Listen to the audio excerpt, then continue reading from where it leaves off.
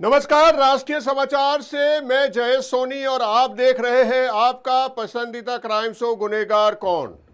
ये वो मंच है जहां सच की परतें खुलती है, जहां सवालों के बीच छिपा होता है एक अनकहा सच, और जहां हर कहानी के पीछे तलाश होती है न्याय की। हर अपराध के पीछे छोड़ जाता है कई सवाल। क्यों हुआ, कैसे हुआ, और सबसे अहम सवाल किसने किया। हम ना तो जल्दबाजी में फैसला लेते हैं, ना ही अफवाहों पर यकीन करते हैं। हम कोशिश करते हैं तथ्यों और सबूतों और जांच की बारीकियों तक पहुंचने की, क्योंकि हर कहानी के दो पहलू होते हैं, लेकिन सच सिर्फ एक होता है। तो आइए जुड़िए हमारे साथ और खोइए हर उस सवाल का जवाब जो दिल को, दिमाग को झंझोड़ कर रख देता है, क्योंकि आखिरकार हर वारदात के बाद उठता है एक ही सवाल, गुनहगार कौन।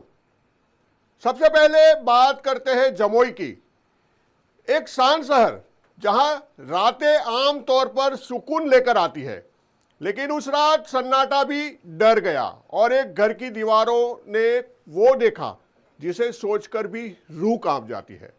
आधी रात का वक्त, चारों तरफ खामोशी और फिर एक खामोश चीख जिसने एक परिवार को हमेशा के लिए तोड़ दिया। टाउन थाना क्षेत्र से अमरनाथ नया मोहल्ला में एक पति ने अपनी ही पत्नी तरन्नुम उर्फे तराना का तेज धारदार हथियार से गला रेत दिया। तरन्नुम 3 बेटियों की मां, जिसने शायद कभी सोचा भी नहीं होगा कि जिस शख्स के साथ उसने जिंदगी बिताने का सपना देखा वही उसकी जिंदगी छीन लेगा। और इस वारदात की सबसे चौंकाने वाली बात, हत्या करने के बाद आरोपी भागा नहीं, छिपा भी नहीं, बल्कि खुद चलकर थाने पहुंचा और अपना जुर्म कबूल कर लिया। आखिर उस रात ऐसा क्या हुआ कि एक पति रक्षक से भक्षक बन गया? क्या यह सिर्फ घरेलू कलह का नतीजा था, या इस खौफनाक हत्या के पीछे छिपा है कोई और गहरा राज? मौके पर पहुंची एसडीपीओ सतीश सुमन और पुलिस टीम ने हत्या में इस्तेमाल हथियार बरामद कर लिया। एफएसएल की टीम मौके पर जांच के लिए बुलाई गई और आरोपी मोहम्मद इरफान अंसारी फिलहाल पुलिस हिरासत में है, जहां उससे लगातार पूछताछ जारी है। लेकिन सबसे बड़ा सवाल अब भी वही है, क्या यह गुस्से में उठाया गया कदम था या पहले से रची गई एक खौफनाक साजिश? देखिए एक रिश्ते के कत्ल की पूरी कहानी हमारे खास कार्यक्रम गुनहगार कौन में। क्या बेटियां होना किसी माँ का गुनाह है? जमुई में एक सनकी पति ने अपनी ही पत्नी का गला रेत दिया। आरोप है कि 3 बेटियां होने से वह नाराज था और अवैध संबंधों को लेकर घर में विवाद चल रहा था। दिल दहला देने वाली इस वारदात के बाद आरोपी खुद थाने पहुंचा और अपना जुर्म कबूल कर लिया। आइए विस्तार से जानते हैं पूरी खबर। घटना टाउन थाना क्षेत्र के अमृत नया मोहल्ला की है। शनिवार और रविवार की मध्य रात्रि मोहम्मद इरफान अंसारी ने अपनी पत्नी तरन्नुम उर्फ तराना की तेज धारदार हथियार से गला रेतकर हत्या कर दी। वारदात के बाद आरोपी सीधे टाउन थाना पहुंचा और आत्मसमर्पण कर दिया। सूचना मिलते ही डीएसपीओ सतीश सुमन और थाना अध्यक्ष अमरेंद्र कुमार मौके पर पहुंचे। हत्या में प्रयुक्त हथियार बरामद कर लिया गया है। वैज्ञानिक जांच के लिए एफएसएल टीम पहुंची। मृतका की शादी 8 साल पहले हुई थी। दंपति की 3 बेटियां हैं। परिजनों का आरोप है कि आरोपी शराब का आदी था और अक्सर पत्नी के साथ मारपीट करता था। 6 महीने पहले पंचायत में समझौता भी हुआ था, लेकिन हालात नहीं बदले। मृतका के पिता ने अवैध संबंधों का भी आरोप लगाया है। आइए सुनते हैं मृतक के पिता का बयान। हमारा बच्ची यहाँ से करीब शादी के बाद कई बार ऐसा हुआ। इसका जब भी होता है मामला तो पूरा घर परिवार मिल के इसके लड़की के साथ धांधली करता था। तो दोनों पक्ष का, दोनों समाज का बैठक हुआ, समझा बुझा के बोला गया कि अब की भेजिए। यहाँ का पंच भी बोला कि हम लोग देखेंगे। और आज भी मतलब जो काम का अंजाम दिया है पूरा परिवार दिया। इसका सबसे ज्यादा और सबसे ज्यादा भूमिका इसमें निभाया तो उसका बड़का भाई शमशेर है और उसका परिवार है। दोनों मिलके छुरी रहता है और इसको ऐसा काम किया है। और हमारा दामाद भी पकड़ दकड़ में है और 2 आदमी है जो कि इसका माँ और एगो छोटा भाई, वो लोग सपोर्ट में है। कब शादी किए थे? शादी करीब हो गया है लगभग 18 में किए थे, शायद 2018 में किए थे। कितना बच्चा था? 3 बच्ची है। उसका हमेशा शुरू से एक बात कहना था कि लड़का नहीं होता, लड़का नहीं जन्म हुआ है, यही दोषी इसको देता था हमेशा। और यही कह के उसका गोतनी, उसका बड़ा भैंसुर और उसका जो आदमी था, तीनों मिलकर वो लोग हमें हमेशा राउंड किए लगा। डीएसपीओ सतीश सुमन ने बताया कि आरोपी को हिरासत में लेकर पूछताछ की जा रही है और विधिवत कार्रवाई जारी है। आज सुबह हम लोगों को जमुई टाउन थाना अंतर्गत अमृत इलाके में एक महिला की मौत की सूचना मिली थी। तत्काल सूचना का सत्यापन एवं आवश्यक कार्रवाई करते हुए स्थानीय टाउन थाना अध्यक्ष एवं एसडीपीओ जमुई के द्वारा घटनास्थल का निरीक्षण किया गया है। जो प्रारंभिक जानकारी है वह हम लोगों को प्राप्त हुई है कि महिला को उसके घर वालों के द्वारा ये एक धारदार हथियार से उसे मार दिया गया है। इस संबंध में जो बॉडी है उसका हम लोग इंक्वेस्ट करवा रहे हैं। साथ ही साथ घटनास्थल पर एफएसएल की टीम बुलाई जा रही है और हम लोग इस मामले में आगे एक एफआईआर दर्ज कर हम लोग डिटेल इन्वेस्टिगेशन करेंगे। क्या हथियार भी बरामद हुआ? जिससे अभी तक घटनास्थल के निरीक्षण में हम लोगों को एक धारदार हथियार बरामद हुआ है। संभवतः पुलिस को संभावना है कि उसी हथियार से महिला की मृत्यु तारीफ की गई है। हम लोग आगे जो एफएसएल से उस हथियार का हम लोग साइंटिफिक इन्वेस्टिगेशन कराएंगे और जो भी अपडेट होगा वो हम लोग आप लोग के साथ। क्या जो एक बार फिर सवाल खड़ा है, क्या आज भी बेटियां होना अपराध माना जाता है? क्या घरेलू हिंसा और अवैध संबंधों की आग घर को शमशान बना रही है? फिलहाल आरोपी पुलिस हिरासत में है, लेकिन 3 मासूम बेटियों की जिंदगी अब कभी पहले जैसी नहीं होगी। राष्ट्रीय समाचार के लिए जमुई से धीरज कुमार सिंह की रिपोर्ट। मिर्जापुर आस्था और इतिहास की नगरी, लेकिन इसी शहर में आई एक ऐसी वारदात जिसने रिश्तों की नींव को ही हिलाकर रख दिया। एक छोटा सा घरेलू विवाद, शराब का नशा और फिर एक ऐसा खौफनाक अंजाम जिसने एक जिंदगी छीन ली और कई सवाल छोड़ दिए। कटरा कोतवाली क्षेत्र से रेवना पहाड़ी इलाके में एक पति ने कथित तौर पर अपनी ही पत्नी की जान ले ली।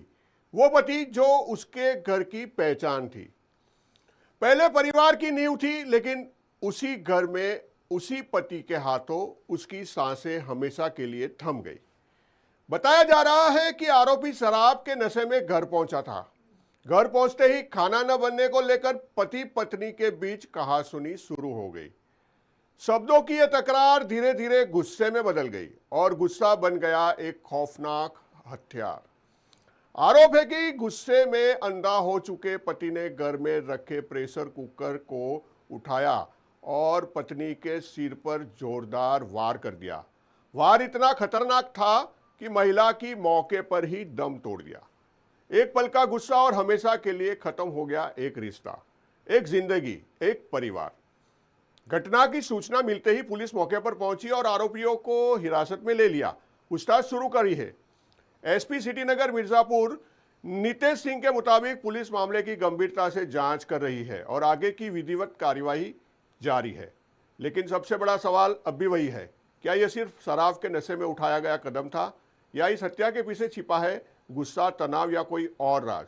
देखिए, रिश्तों को शर्मसार कर देने वाली इस वारदात का पूरा सच हमारे खास कार्यक्रम गुनहगार कौन में।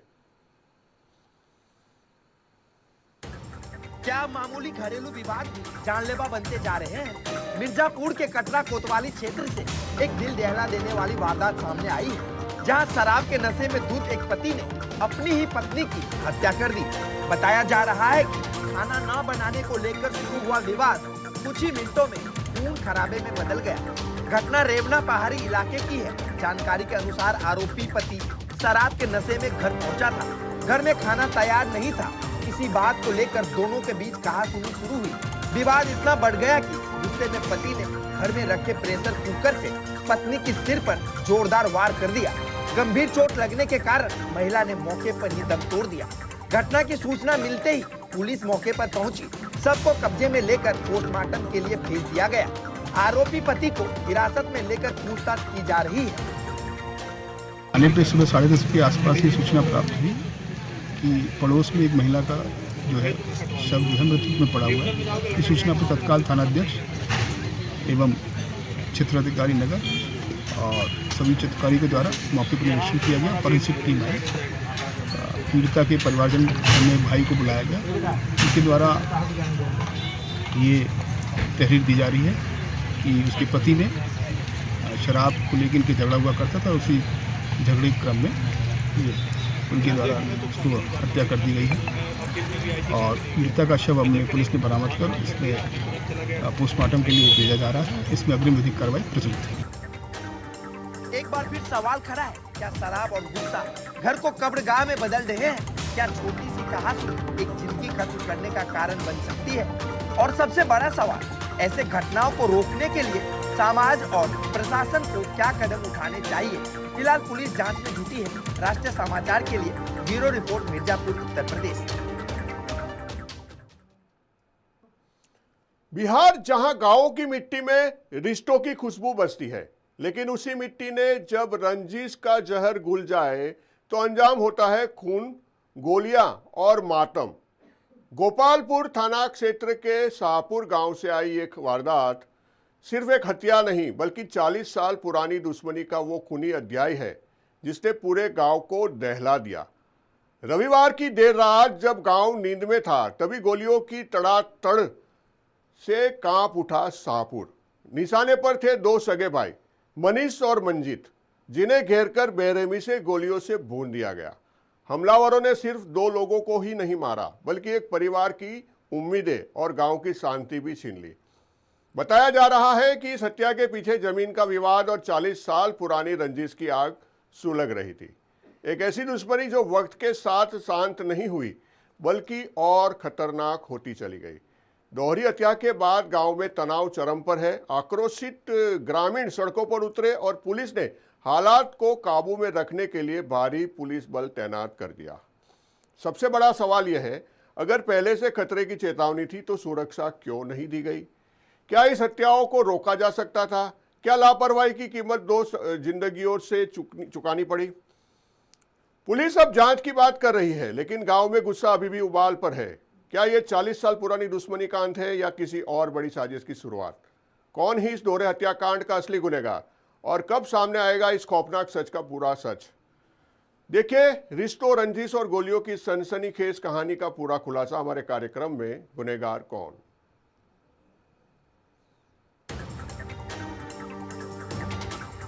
क्या 40 साल पुराना जमीनी विवाद आखिरकार खूनी अंजाम तक पहुंच गया? गोपालपुर थाना क्षेत्र के शाहपुर गांव में रविवार देर रात दो सगे भाइयों को गोलियों से छलनी कर मौत के घाट उतार दिया गया। बताया जा रहा है कि 24 राउंड से अधिक गोलियां चलाई गई और पूरा गांव गोलियों की आवाज से दहल उठा। मृतकों की पहचान बड़े भाई मनीष और छोटे भाई मंजीत के रूप में हुई है। दोनों भाई गांव में एक रिसेप्शन पार्टी में शामिल होने गए थे। रात करीब 9 बजे जब वे खाना खाने के बाद हाथ धोने जा रहे थे तभी 10 से 12 हमलावरों ने उन्हें घेर लिया और सिर व सीने में ताबड़तोड़ गोलियां उतार दी। हमलावरों ने इतनी फायरिंग की कि पूरा इलाका दहशत में आ गया।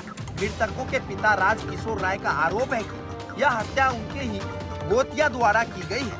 उनका कहना है कि 40 साल से जमीन का विवाद चल रहा था और कोर्ट से फैसला उनके पक्ष में आ गया था।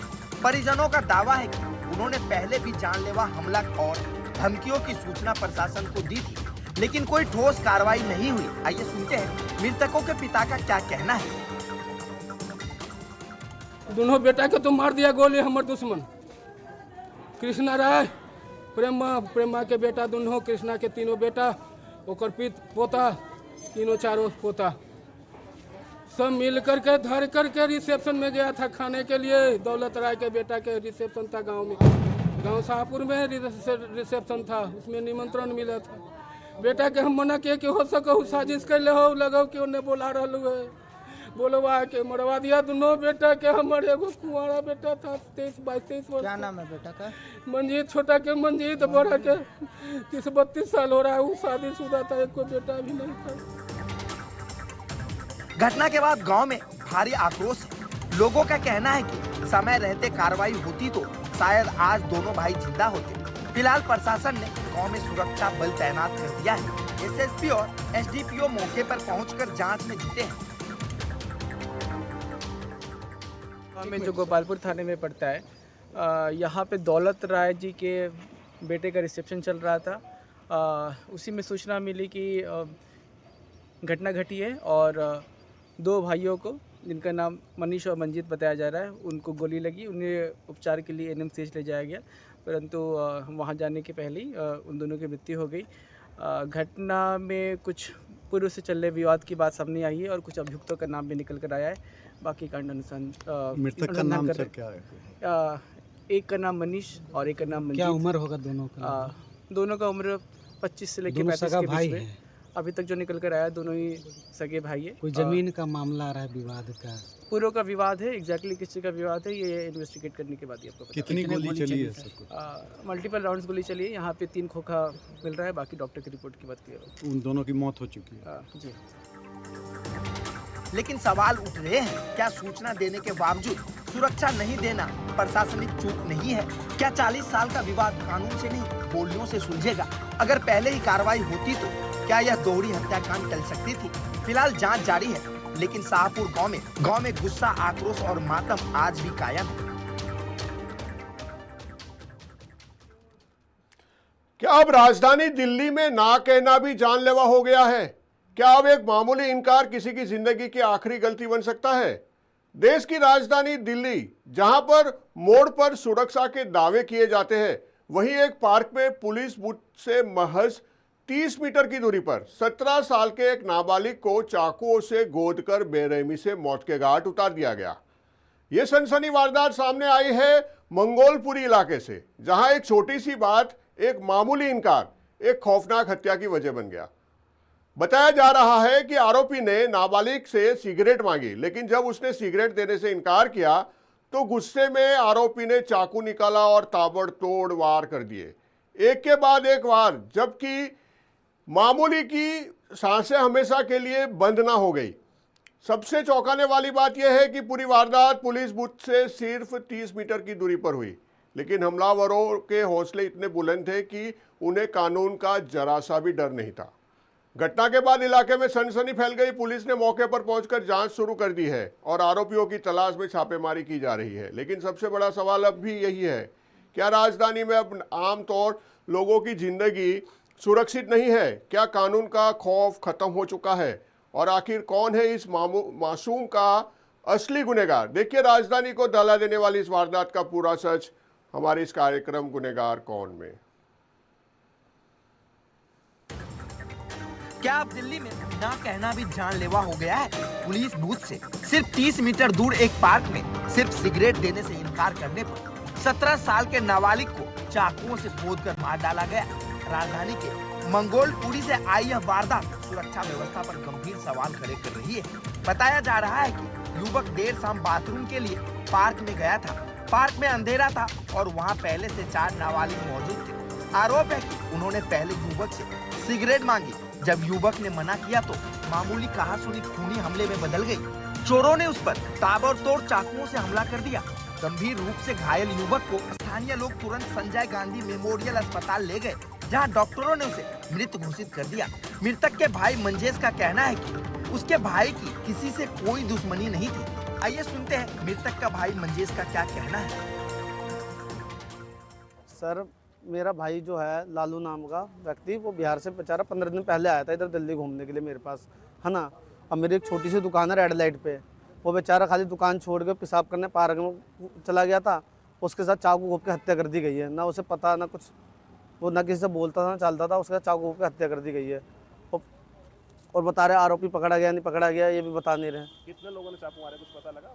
बता रहे 4 लोगों ने चाकू मारा और 5 जगह उसके चाकू मारे हैं। गर्दन पे मारा गया, छाती पे 2 जगह मारा गया और पेट में मारा गया और पीठ में मारा गया और हाथ पे मार दिया गया।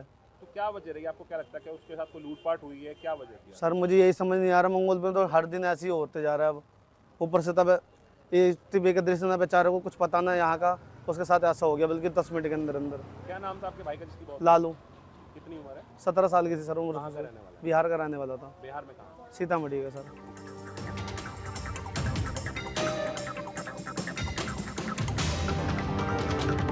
घटना की सूचना मिलते ही मंगोलपुरी थाना पुलिस मौके पर पहुंची। त्वरित कार्रवाई करते हुए चारों नाबालिग आरोपियों को हिरासत में ले लिया गया। हत्या में इस्तेमाल चाकू भी बरामद कर लिया गया है। पुलिस के अनुसार शुरुआती जांच में मामला मामूली विवाद का है, लेकिन सभी पहलुओं से जांच जारी है। सवाल सिर्फ एक हत्या का नहीं है, सवाल यह है कि क्या छोटी सी कहासुनी अब जानलेवा बनती जा रही है। पुलिस बूथ के इतने करीब हुई यह वारदात राजधानी की सुरक्षा व्यवस्था पर बड़ा प्रश्न चिन्ह है। फिलहाल आरोपी बाल न्याय बोर्ड के सामने पेश किए जाएंगे, लेकिन एक परिवार का बेटा अब कभी वापस नहीं आएगा। ब्यूरो रिपोर्ट, राष्ट्रीय समाचार, मंगोलपुरी, नई दिल्ली। तो ये थी आज की कहानी। सवालों, शक और सच्चाई की तलाश के बीच उलझी एक पूरी दास्तान। कानून अपना काम कर रहा है, जांच जारी है और सच धीरे धीरे सामने आएगा। लेकिन जब अंतिम फैसला नहीं आ जाता तब तक हर एंगल पर नजर रखना भी हमारी जिम्मेदारी है। याद रखिए, अपराध चाहे छोटा हो या बड़ा, उसका असर सिर्फ एक परिवार पर नहीं, पूरे समाज पर पड़ता है। इसलिए सतर्क रहना, जागरूक रहना और सच के साथ खड़ा रहना भी हमारी जिम्मेदारी है। अगर आपके आसपास भी कोई संदिग्ध गतिविधि हो तो चुप ना रहे, कानून का सहारा ले। आज के लिए बस इतना ही। मैं जयेश सोनी, आप देख रहे थे गुनहगार कौन। फिर मिलेंगे एक नई कहानी, नए सवाल और उसी तलाश के साथ, आखिरकार गुनहगार कौन।